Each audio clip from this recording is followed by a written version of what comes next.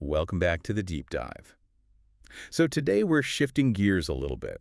We spend so much time talking about, the surface of technology, the apps, the interfaces, All the shiny stuff. all the shiny new features, exactly. But today we're going underneath the hood. We're grabbing the wrench and looking directly at the engine block of the Windows operating system. It's a necessary shift, I think. I mean, if you want to move from being just a passive user, someone who clicks icons, to an actual administrator, you really have to understand the machinery that drives it all. And to guide us, we're pulling from the CompTIA A+ Core 2 certification training, specifically Module 13. And this is the stuff that really separates, the computer savvy from the actual pros. Oh, absolutely. We aren't just looking at settings. We're looking at the management consoles, the tools that control the hardware, the storage logic, user access, all of it. Precisely. The mission here is to sort of demystify the Microsoft Management Console, or the MMC. These are the tools that let you fix problems, automate all the boring stuff, and, frankly, just stop Windows from being so annoying sometimes. And I think the biggest takeaway for me just reading through this material was realizing how much control we actually have. If we just know where to look. It's not just about fixing what's broken. It's about optimization. We're going to cover why your deleted files aren't actually gone, why uninstalling a driver is often, well, a lie, and the whole architectural battle between old hard drives and modern SSDs. There are some serious gotchas in there, especially, like you said, regarding how modern storage handles deleting data. If you treat a new NVMe drive like an old spinning hard disk, you are going to run into a world of trouble. Okay, so let's unpack this. We should probably start with the most common headache, hardware. You buy a new webcam, a graphics card, whatever, you plug it in and nothing. Or worse, a crash. Or worse. Yeah. We all know the first stop is Device Manager. The gatekeeper, the DMGMT.MSC. That's your direct line to the hardware ID. I always feel like a hacker when I use the run command instead of clicking through the menus. But let's talk visual cues. We've all seen it. The yellow bang. That little yellow triangle with an exclamation point. That is the system screaming for help. It usually means one of two things.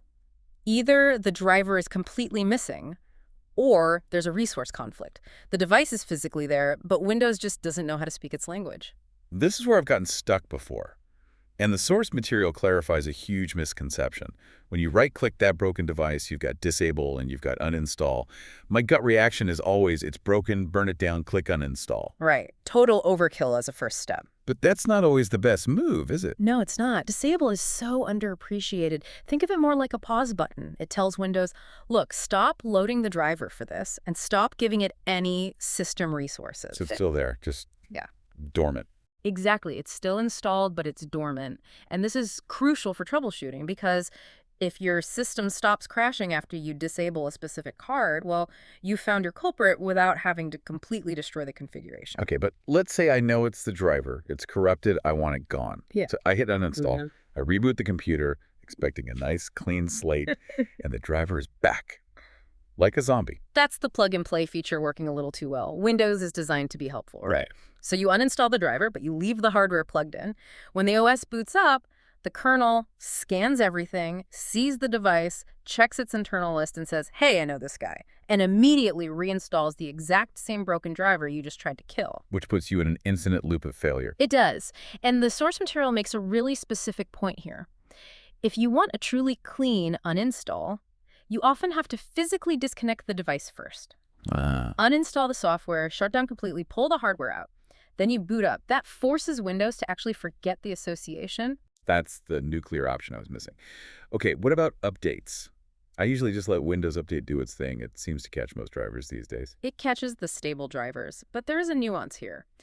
Windows Update, it prioritizes stability and, Microsoft certified compatibility. It does not prioritize the absolute latest features. Okay, so if I'm a gamer needing the newest GPU tweak, or you're using a specialized audio interface or something like that, the generic Windows driver might actually limit your functionality. So for the generic stuff, Windows Update is fine. But for high-performance gear, you have to go right to the manufacturer's website. Always go to the source for the specialized stuff, yeah. All right, let's move from the physical hardware to the digital warehouse. Storage.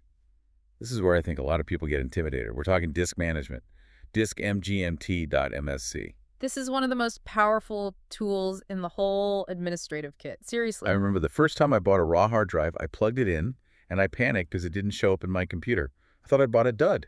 And then you opened disk management and saw that big black bar. The black bar, exactly. Unallocated space. Right. It's like the drive exists physically, but logically it's a total ghost. That's because it hasn't been initialized. You have to write a partition table to it.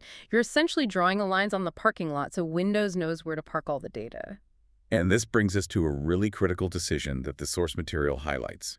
MBR versus GPT. This feels like one of those things people just click past without reading. But it matters. It matters a huge amount today. I learned this the hard way trying to reuse an old drive for a massive media server. It's the classic legacy versus modern battle. MBR, Master Boot Record, is the old standard. It relies on the old BIOS system. And it's reliable, but it has a hard ceiling. It cannot address more than 2 terabytes of space. That's the kicker. So if you have a 4 TB drive and you initialize it as MBR, you effectively just lose half your drive. It just sits there, unusable. Exactly. And it also limits you to only 4 primary partitions. So enter GPT, the GUID partition table. This is the standard for all modern hardware.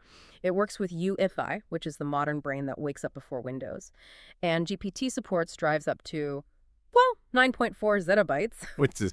It's functionally infinite for our purposes, and it allows for 128 primary partitions. If you are building a computer today, especially with Windows 10 or 11, you just want GPT. End of story. In fact, Windows 11 requires UEFI for its security features, which basically mandates GPT for your boot drive. Now, you mentioned primary partitions. The notes also talk about extended and logical partitions. I feel like I've seen these on older systems. Yeah. Is that just a workaround for those MBR limits? That's exactly what it is. Since MBR only allowed 4 of those primary or bootable slots, if you needed more, you had to turn one of those slots into what's called an extended partition. Okay. Think of it like a box. You can't boot from the box itself, but inside that box, you can create a whole bunch of logical drives for your data. So primary is for the OS, for booting. Logical is just for stuffing your documents and photos. Correct. On a modern GPT drive, you almost never need to worry about this distinction because you have 128 primary slots to play with. But if you're troubleshooting an older server, you need to know why you can't make a partition bootable. It's probably logical. Speaking of partition management, let's talk about expanding space. The extend volume feature. I tried to use this before to lend space from my D drive to my C drive, and the option is grayed out. It drives me crazy. This is a strict rule of the file system. You can only extend a volume into unallocated space that is immediately adjacent to it on the disk. To the right of it, visually. You can't jump over another partition. You can't jump. So if your layout is C drive, then D drive, then unallocated space, you can't extend C. No. C is blocked by D. Right. You would have to delete D backing it up first, obviously, which turns that space into unallocated. And then you can expand C into it.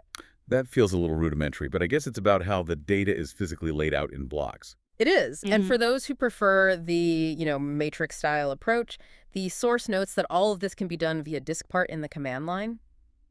List volume, select volume, extend. It's faster if you know what you're doing, but... Much more dangerous. Oh, much more dangerous. Select volume is the command where you sweat a little bit. Yeah. One wrong number and you've wiped your backup drive instead of the USB stick. My rule is to always run list volume twice before I hit delete. That is a good rule. A very good rule. Okay, good rule. Let's shift to maintenance. We built the house. Now how do we keep the plumbing working? The source material brings up something called the 20% rule. This is a great heuristic for performance. You want to keep at least 20% of your disk space free, especially on the boot drive. And is that just so I have room to download more stuff? It's for the OS. I mean, Windows needs scratch space. It creates temporary files, it moves things around during updates, and it uses the page file, which is essentially using your hard drive as overflow RAM. Oh. If you hit 95 or 99% capacity, the system just chokes. It's like trying to reorganize a bookshelf that is completely packed. You have nowhere to put the book you're holding while you move the others around. That's a great analogy. And to check the health of that bookshelf, we have ChickDisk. ChickDisk. A classic. But there's a difference between just running it and actually fixing things. Right. By default, ChickDisk just runs in read-only mode. It'll report errors, but it won't touch them. You need the switches. The switches, like F. Right. ChickDisk F fixes logical file system errors like cross-linked files or, orphan directory entries.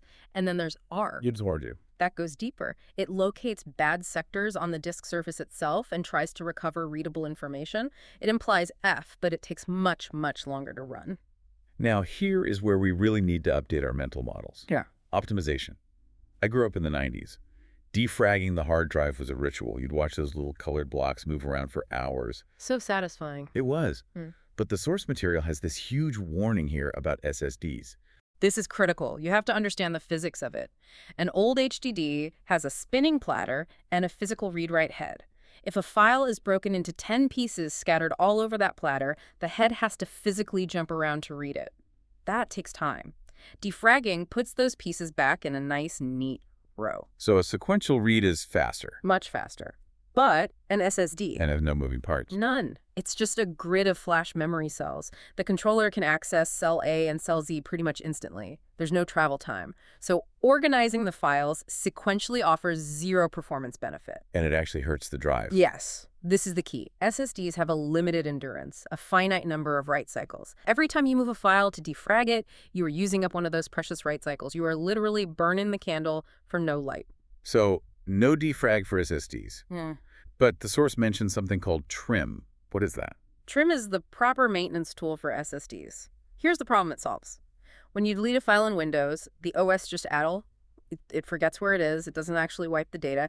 On an HDD, that's fine. You just overwrite it later. But on an SSD? On an SSD, you can't just overwrite a cell. You have to erase it first, then write to it. That two-step process is slow. So if the drive is full of deleted but still dirty cells, writing new stuff becomes really slow. Exactly. Trim is basically Windows telling the SSD, hey, these blocks here used to hold that movie we deleted. They are garbage now. Go ahead and wipe them clean in the background when you have a spare moment. It preps the cells so they're ready to be written to instantly next time. Okay, so HDD needs defrag to organize. SSD needs trim to take out the trash. Perfectly put. Let's move up the stack to automation. Task Scheduler. I feel like this is one of those tools that regular users just totally ignore, but admins live by. It's the difference between working for your computer and making your computer work for you. The source breaks it down pretty simply into triggers and actions. But give me a real-world use case. Why would I bother with this? Well, think about system hygiene. You could set a task where the trigger is every Friday at 5:00 p.m., and the action is a script that empties your downloads folder and clears your temp cache. Or a backup script. A backup script that runs only when the computer is idle for 10 minutes. Idle is a trigger. Oh, yeah. Task Scheduler is incredibly granular. You can set it to run only if the computer's on AC power, so you don't kill your laptop battery.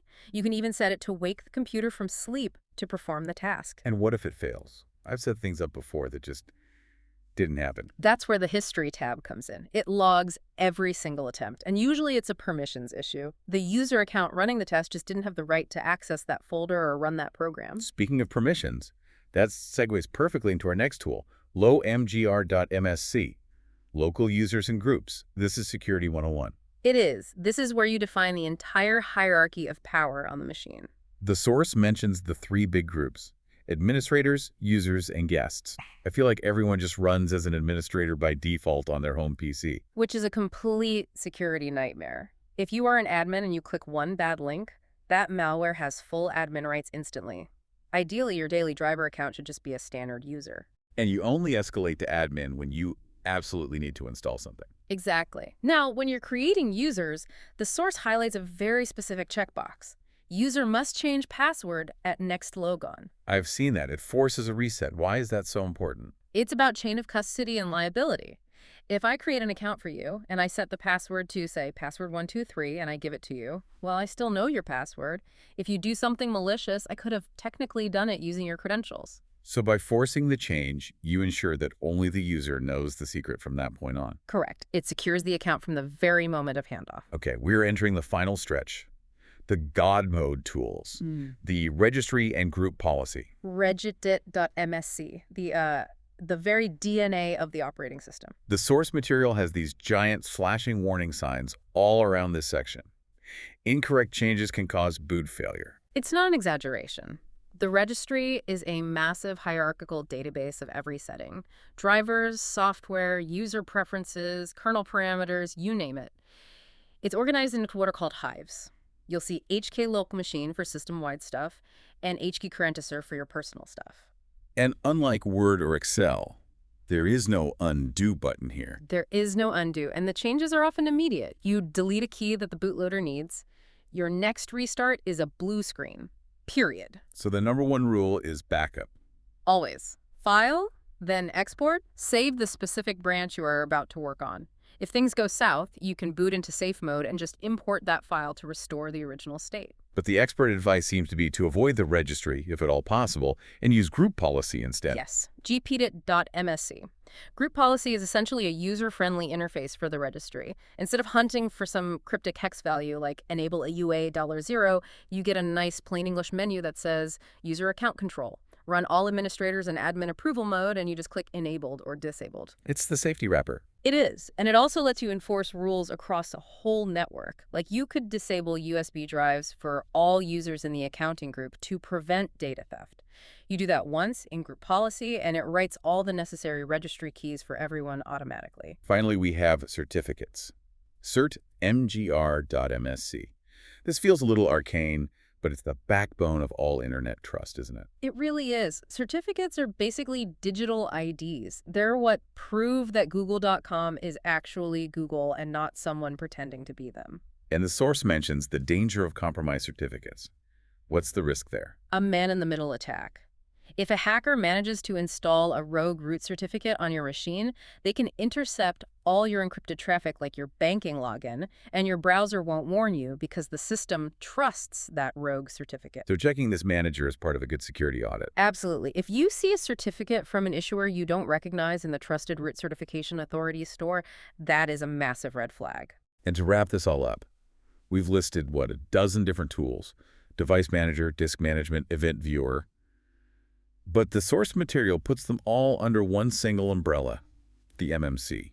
The Microsoft Management Console, all these MSC files we've been talking about, they're just snap-ins. They're plugins for the MMC framework. Which means I can mix and match them. Yes, you can open a blank MMC, go to File, Add, Remove, Snap-in, and add Device Manager, Disk Management, and Task Scheduler all into one window. Then you save that as, my admin tool.msc. You can build your own custom dashboard. That is the ultimate power move. It really is. So we've gone from the physical yellow bang on a device through the logic of partitioning and formatting, optimize the drive with trim, secure the users, and even touch the very core of the OS with the registry. It's a lot, but it paints this picture of Windows not as some magic box, but as a collection of modular, manageable systems. And that's the whole goal of this deep dive. When you understand the components, the registry, the hardware abstraction layer, the file system, you stop being afraid of the computer. You realize that every error has a cause, and every cause has a tool to diagnose it. I'm going to leave everyone with a final thought to chew on. We talked about how TriefDisk fixes file pointers and how Trim cleans up SSD blocks. But think about that gap between when you delete a file and when the trim command actually runs. Or on a hard drive, that unallocated space we talked about. Where the data just sits there until it's overwritten. Exactly. When you hit delete and you empty the recycle bin, the operating system says it's gone.